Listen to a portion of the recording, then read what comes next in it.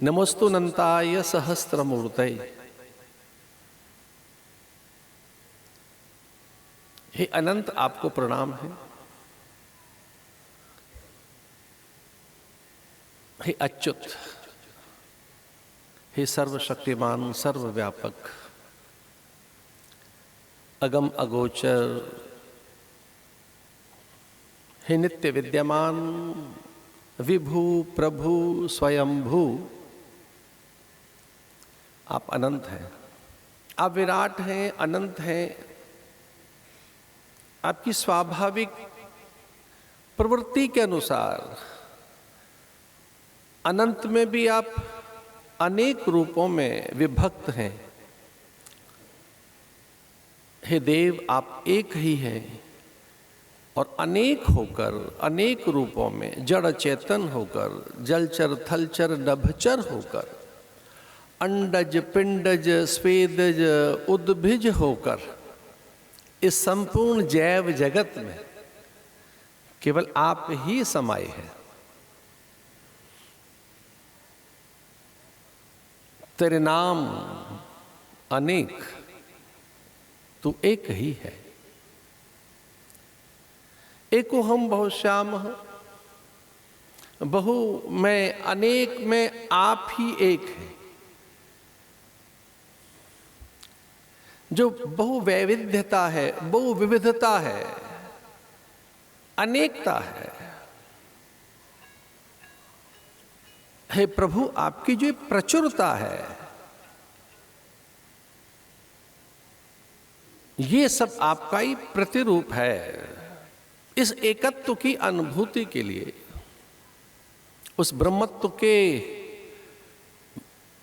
भाव को अनुभूत करने के लिए, उसके करुणा कृपा और उसके अनुग्रह को भी अनुभूत करने के लिए मनुष्य के पास आध्यात्मिक साधन है।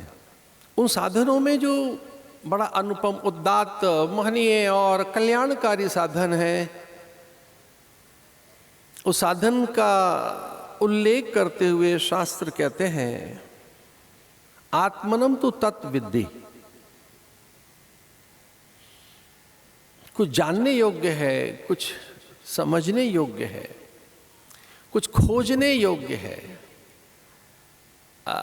अन्वेषण जिसका पहले करें, गवेषणा जिसकी पहले हो, जिसे पहले टटोल लिया जाए, कुरेद लिया जाए, विविध प्रयोगों के द्वारा जिसे अनुभूत कर लिया जाए, वह कुछ और नहीं, आत्म तत्व है। आत्मनम तु तत्विद्धि।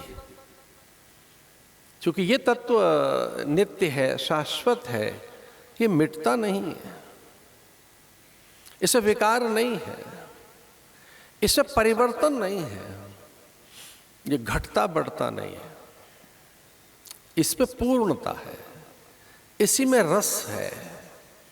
जो ब्रह्म रस है वो इसी में है। हाँ, ये सच है कि काम में भी रस तो है। ये जो काम है, ये काम का ही तो प्रसार है, काम का ही तो ये प्रतिरूप है। जगत कुछ नहीं है, काम का फल है। ये काम का फलादेश है। ये जो जगत है, ये काम की उत्पत्ति है। और चूंकि हम काम से ही हैं, कामना से हैं, कामना का फल है हम, तो हम काम रूप होकर हम काम में ही रस ढूंढने के अभ्यासी बने हुए हैं। काम माने जगत। केवल कुछ इंद्रियों के उद्वेलन का ही नाम काम नहीं है। जगत में अभीप्सित, आकांक्षित होना, जगत मिले और इसे सूंघ लें, भोग लें, रख लें, ये काम में रस तो है, आकर्षण तो है काम में। पर काम से भी बड़ा रस कोई है, काम से भी बड़ा कोई आकर्षण है। काम रस है, उसकी उपेक्षा नहीं है। काम तो हमारे यहाँ एक पुरुषार्थ है। धर्म अर्थ काम मोक्ष में काम एक पुरुषार्थ है। पर काम से भी बड़ा कोई रस है तो रस है ब्रह्म रस, राम रस, कृष्ण रस, गुरु भक्ति का रस।